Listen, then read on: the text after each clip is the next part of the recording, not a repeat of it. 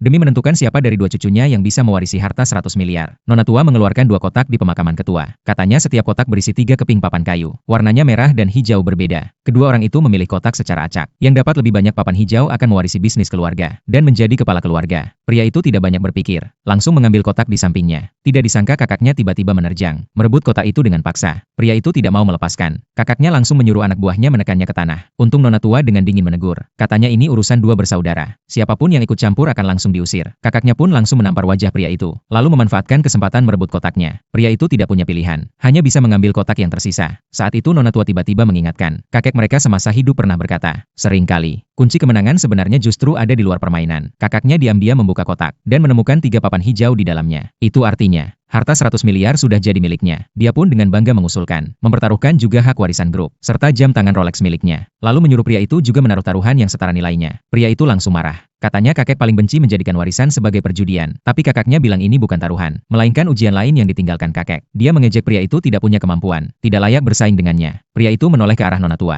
memohon agar aturan tambahan yang konyol itu dibatalkan. Namun kakaknya mencibir dan berkata, keadilan itu hanya diidamkan oleh orang lemah. Mendengarnya pria itu langsung naik pitam, melepas jam tangannya dan meletakkannya di meja taruhan. Bersumpah akan bertarung sampai akhir. Nona tua melihat keduanya sepakat dengan aturan tambahan ini, lalu menambahkan satu aturan lagi. Sebelum dupa habis, mereka harus menentukan pemenangnya. Kalau tidak ada yang bisa mewarisi perusahaan. Setelah itu, Nona tua mengumumkan dimulainya permainan. Tapi kakaknya mengejek jam tangan pria itu cuma barang murahan dari pasar. Mana bisa dibandingkan dengan Rolex miliknya. Kalau pria itu tidak bisa mengeluarkan taruhan yang sebanding, maka lebih baik segera menyerahkan hak warisan. Istri pria itu mencoba menenangkannya. Tapi pria itu melihat perut istrinya yang sedang hamil, menggertakkan gigi dan menyuruh istrinya mengambil kunci mobil, lalu meletakkannya di atas meja taruhan. Kakaknya melihat pria itu tidak mau kalah, lalu memutuskan menambah taruhan lagi, mengambil dana proyek perusahaan sebesar 1 juta. Wajah ayah mereka langsung berubah, marah besar karena dia bertaruh nyawa pakai dana perusahaan. Tapi dia sangat percaya diri, merasa kali ini pria itu pasti kalah. Bahkan mengeluarkan surat pernyataan melepaskan warisan di depan umum, menyuruh pria itu menandatangani dan menyerah. Saat semua orang menahan napas, istri pria itu kembali menaruh kunci rumah baru mereka di meja taruhan, menunjukkan dukungan penuh untuk suaminya. Kakaknya akhirnya panik, dia mulai mengobrak-abrik saku untuk menambah taruhan, tapi baru sadar, satu-satunya aset berharga yang dia miliki adalah villa di pinggiran barat, tapi kunci villanya tidak dia bawa. Wajahnya langsung pucat, saat semua orang mengira dia akan menyerah. Kakak ipar mereka tiba-tiba datang ke tempat kejadian.